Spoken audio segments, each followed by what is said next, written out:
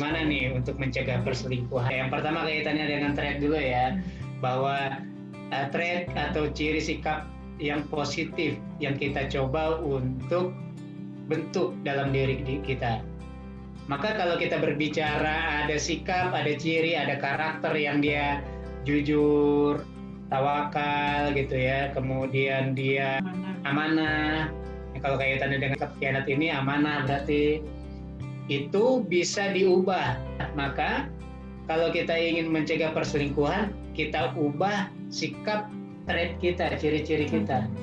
Tadi misalkan kalau kita berbicara kaitannya dengan yang tidak bertanggung jawab, jadilah lebih bertanggung jawab. Gitu.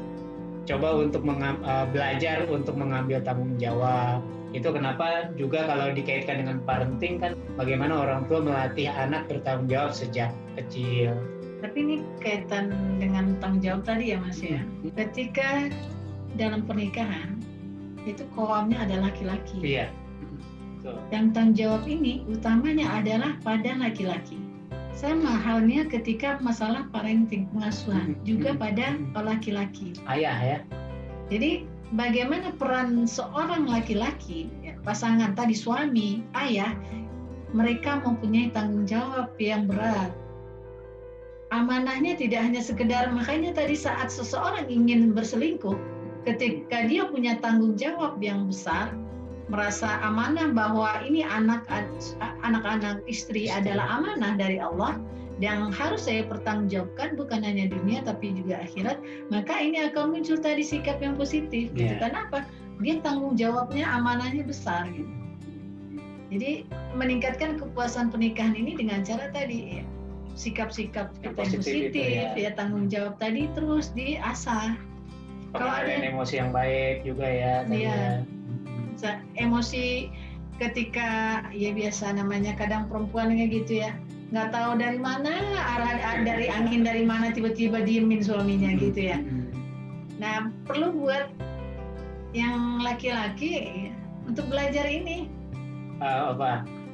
Bagaimana kita mencoba memahami komunikasi secara non-verbal gitu ya. Walaupun ini perempuan nih Mas. Iya. Ya, gitu. Laki-laki itu bukan dukun ya.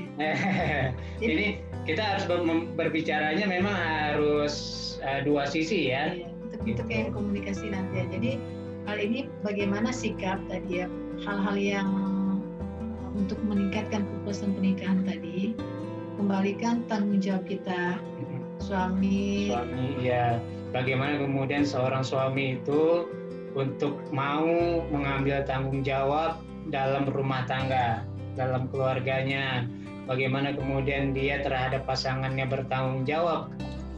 Jadi itu hanya salah satu contoh ya, karena memang yang paling kita yang katakan memungkinkan seseorang untuk berselingkuh itu, yaitu tadi aspek tadi berkhianat, amanah kan gitu ya. Nah amanah ini nggak ada kaitannya dengan pertanggungjawaban. Tanggung jawab.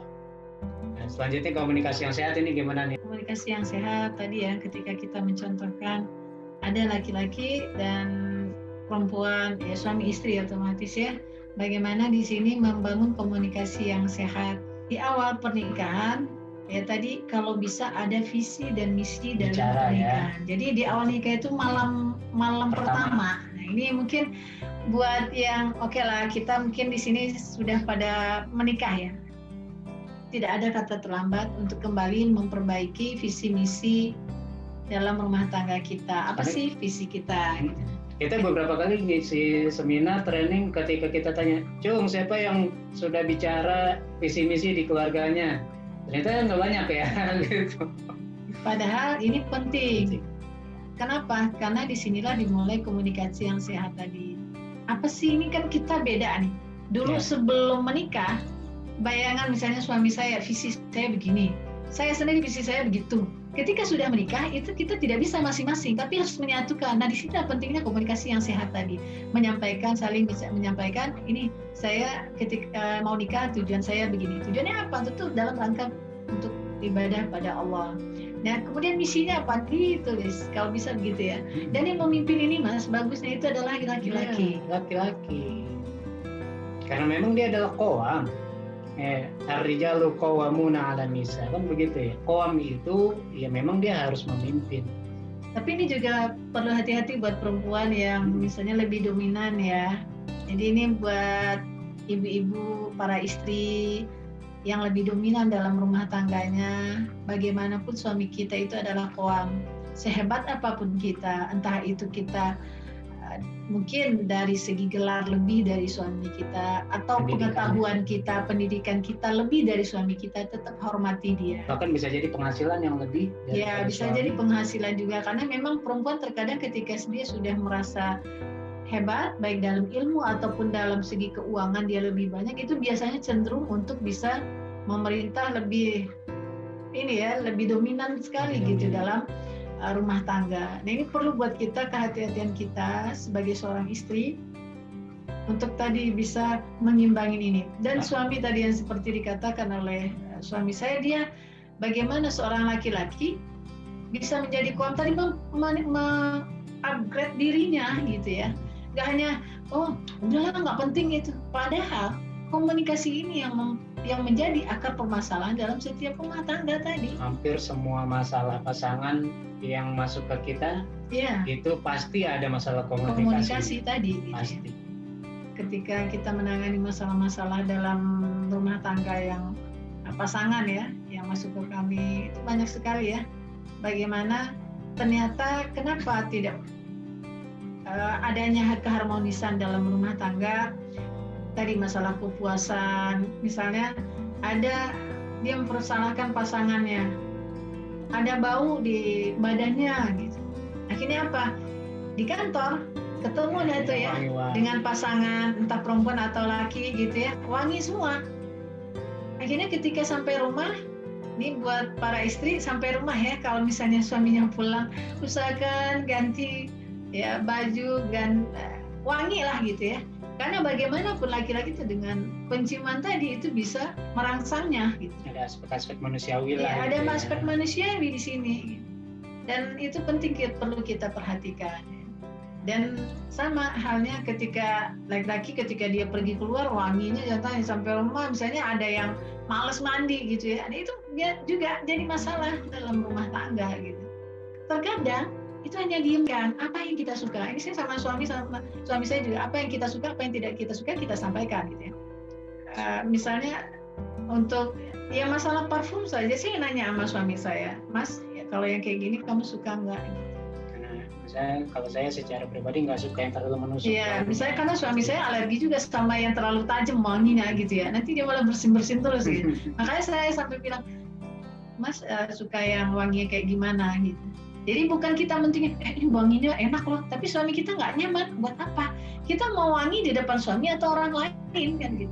Sama halnya dengan laki-laki, bapak-bapak juga demikian ya, bahwa enak lo gimana sih misalnya gitu, ya beginilah gue misalnya gitu ya, nggak bisa. Jadi satu sama lain komunikasi yang sehat, kemudian ini juga masalah diranjang gitu ya.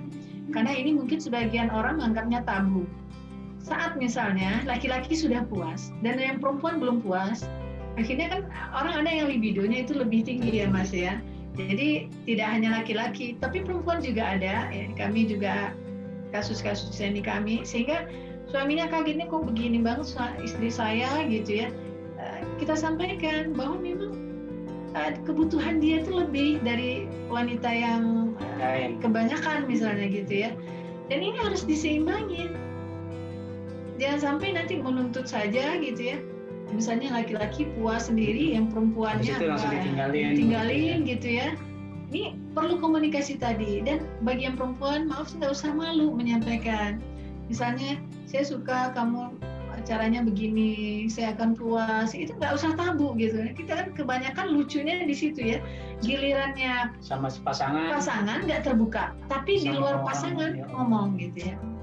Maka itu yang tadi dikatakan kasus yang kami tangani, dia yang perempuan yang curhat ke suaminya itu masalah begitu-begituan gitu ya. Ini kan bahaya gitu ya.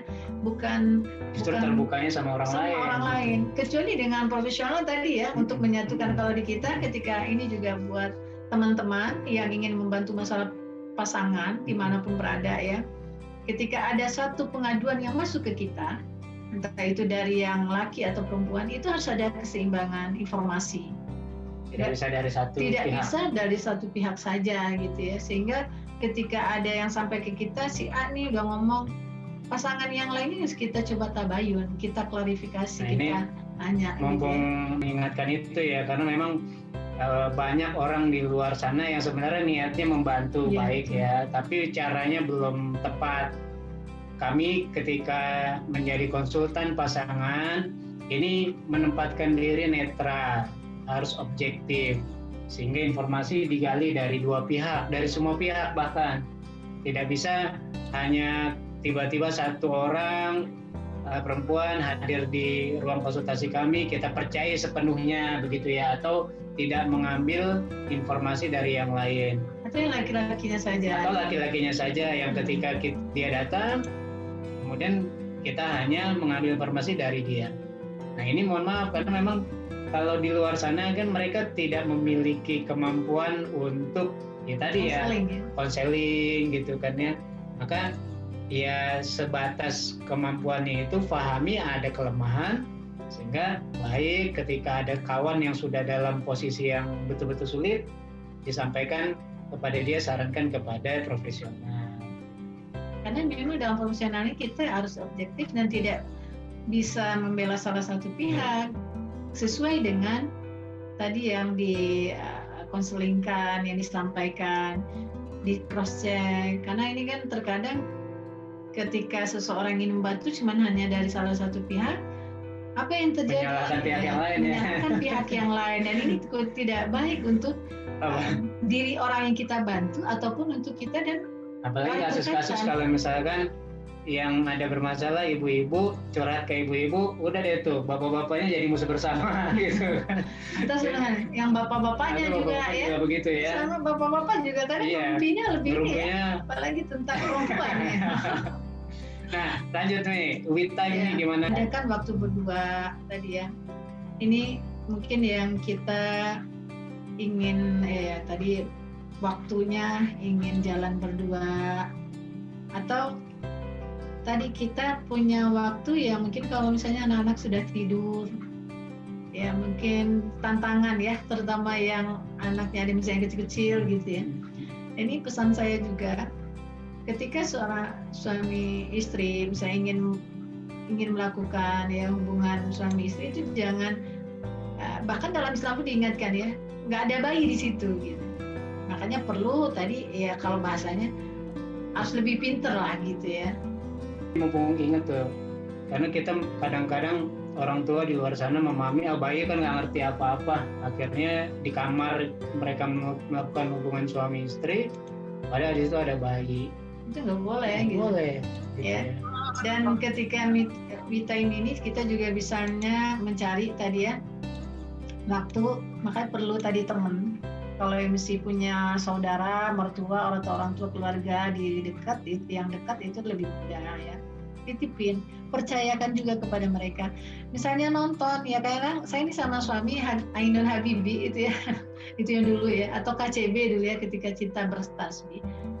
Itu anak yang nggak mungkin dibawa kan gitu, kita pengen berdua juga. Ya, kita titip dulu gitu. Paling cuma 2 jam, memang nggak kemana-mana lagi gitu ya. Nah itu pentingnya buat kita untuk bersama ya, bahkan kalau perlu tadi makan berdua gitu.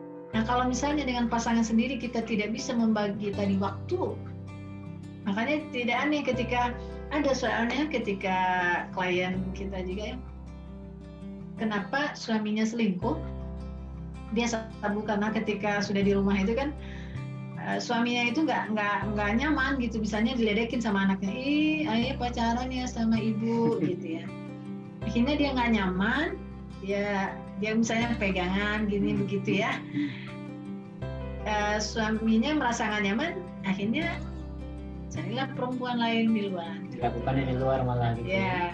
Jadi ini penting juga kita memberikan pemahaman di rumah gitu ya, tapi tetap dijaga tadi ya Bu ya, ayah bunda, terutama di rumah ya. Tadi misalnya dengan pakaian, makanya ini ibu-ibu terutama ya, di rumah tetap wangi, nggak usah yang make up yang tebel-tebel gimana ya. Gitu ya, tapi Jangan kebalikannya malah gitu. Ketika keluar make up-nya Menor ya. gitu ya, menor banget, wanginya aduh kecium berapa meter. Padahal cuma ke tukang sayur. Iya. Atau keluar gitu acara gitu. Tapi ketika di rumah itu kita perlu imbangi. Jangan sampai pakai daster terus lah gitu ya. Kasihan suaminya di luarnya, apalagi yang kerja ya lihat cantik-cantik wangi-wangi gitu ya, untuk yang ibu-ibu gitu. Ya untuk bapak-bapaknya menjaga pandangannya. Makanya ketika suami ketika pulang dan ternyata dia ingin langsung ke kita ya, kalau dalam Islam diingatkan ya tinggalin dulu misalnya masak atau apa, walaupun ada yang ngomong gini, aduh kayak gitu kan lagi bau bawang apa segala macam, biarin. Dia kalau laki-laki nih, saya Mas, gimana Mas? Laki-laki kalau sudah itu nggak kepikiran gitu bawang bau segala macam, dia pengen bagaimana hasratnya langsung. Nah inilah tugas kita supaya tadi bisa mencegah ya.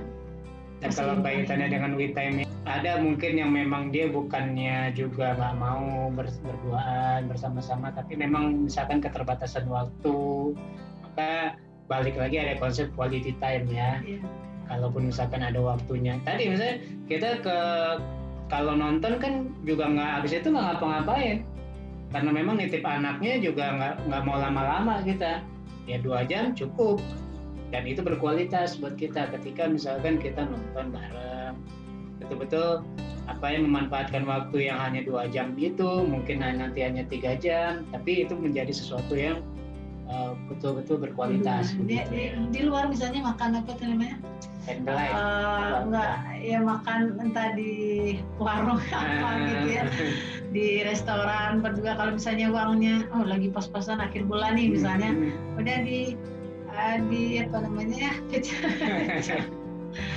warung ya. Jadi untuk bisa ngobrol minum berdua gitu ya, perlu ya untuk kita, apalagi suami istri. Perbaiki niat nih.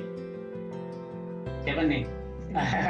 Jadi kalau kaitan dengan memperbaiki niat nih ayah bunda dan keluarga hebat dimanapun berada, bagaimana kalau tadi kita lihat ada aspek niat, ada aspek kesempatan, maka baik untuk laki maupun perempuan, semua pasangan ini memperbaiki niatnya, kaitannya utamanya dengan menikah itu tadi. Itu kenapa kalau kita itu ada namanya semacam tajdid dunia, memperbaiki niat, memperbaharui niat.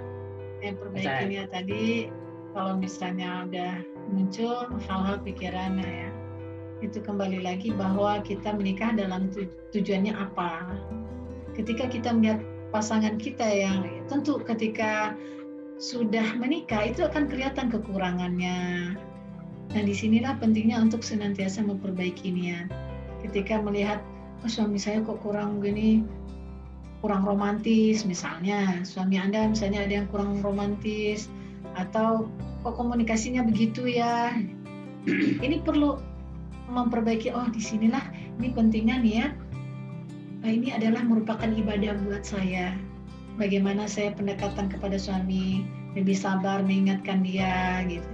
Begitupun yang suami demikian, ketika ada istrinya yang bermasalah, bagaimana dia sebagai pemimpin tadi, saya pemimpin dalam rumah tangga ini adalah tanggung jawab saya ingin memperbaiki tadi, tingkatkan kualitas diri dengan cara mencari ilmunya. Ini kan terkadang ya untuk bapak-bapak nggak harus ikut seminar atau training, nggak apa-apa, yang penting baca buku sekarang banyak, atau misalnya lihat internet ataupun lewat tadi ya ceramah-ceramah, seminar online yang sifatnya sudah YouTube, kan nggak perlu hadir mantengin gitu ya, kayak sekarang bisa nonton di YouTube juga gitu.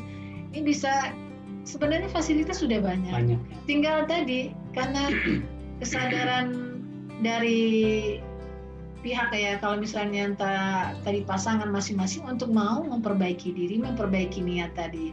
Karena kita kalau hanya menuntut, saya ingin suami saya kayak gini, saya pengen suami saya tuh ngikutin ini, kan harusnya dia begini. Sementara bisa jadi ketika kita kenal dengan suami kita, menikah dengan suami ibu-ibu sendiri masing-masing, pola asuhnya beda dengan kita. Pola asuhnya selama 26 tahun, 25 tahun dia diasuh dengan orang tuanya, pola asuhnya beda dengan pola asuh yang Anda dapat. Nah, ini nggak bisa langsung disatukan dalam 1 tahun, 3 bulan, misalnya 3 bulan, setahun itu nggak bisa langsung. Gitu. Tapi justru butuh di sana banyak kesabaran, memperbaiki niat lagi. Oh ya, di sini saya dalam rangka ibadah pada Allah. Proses, justru butuh nih ya. Bagaimana melihat proses ini, walaupun sekecil apapun. Nah ini kan terkadang nih Mas, perempuan ataupun yang laki-laki ketika ada masalah kayak gini, ya masalah hal komunikasi itu terkadang menyalahkan gitu ya. Kamu sih nggak mahamin aku, kamu nih nggak memahami aku, jadi saling menyalahkan gitu ya. Sehingga ini yang terjadi banyak di dalam rumah tangga, maunya menuntut ya, sehingga ini membuat tadi rumah tangga akhirnya tidak nyaman, masing-masing pasangan tidak nyaman, nyarilah padahal ya di luar gitu. Daripada ya. menuntut, bagusnya kita saling memahami ya, saya gitu, saling memperbaiki. Karena masalah perselingkuhan itu tidak bisa dari satu orang. Karena dia dua belah pihak ini punya andil. Jadi ini perlu diperbaiki untuk image ataupun pemahaman kita ya, bahwa masalah dalam rumah tangga itu tidak hanya dari satu orang. Tidak ada yang tiba-tiba. Kita harus evaluasi ini, hal ini terjadi, why gitu ya? Kenapa? Oh, saya ada yang kurang ya? Apa ada yang salah nggak ya? Gitu. Jadi evaluasi juga, jangan cuma bisa dia udah saya kasih tahu gini. Ya, harusnya dia begini. Jadi nuntut maunya itu nggak bakal selesai. Gitu ya. Makanya perlu tadi memperbaiki niat masing-masing. Apa sih tujuannya menikah gitu ya? Kalau dalam rangka ibadah justru menguatkan. Ayo kita bareng-bareng perbaiki diri kita. Nggak nuntut terus gitu. Saya udah perbaiki diri saya, kok kamu belum sih? Gitu.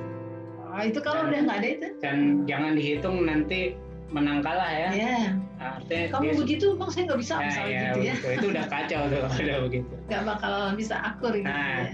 Karena waktunya terbatas nih saya, kita masuk ke yang mempersempit kesempatan apa nih mencegah perselingkuhan. Kalau kita kaitkan dengan tadi faktor niat dan faktor kesempatan nih saya. Jadi misalkan ayah bunda keluarga hebat, bagaimana kita memperkesempit kesempatan itu? Ada kesempatan-kesempatan yang kaitannya dengan orang cenderung melakukan perselingkuhan. Ya itu coba untuk kita persempit. Misalkan kalau orang yang sekantor, dia sudah senang dengan si A, si B gitu ya, ada kesempatan untuk jalan bareng, ya itu dipersempit gitu.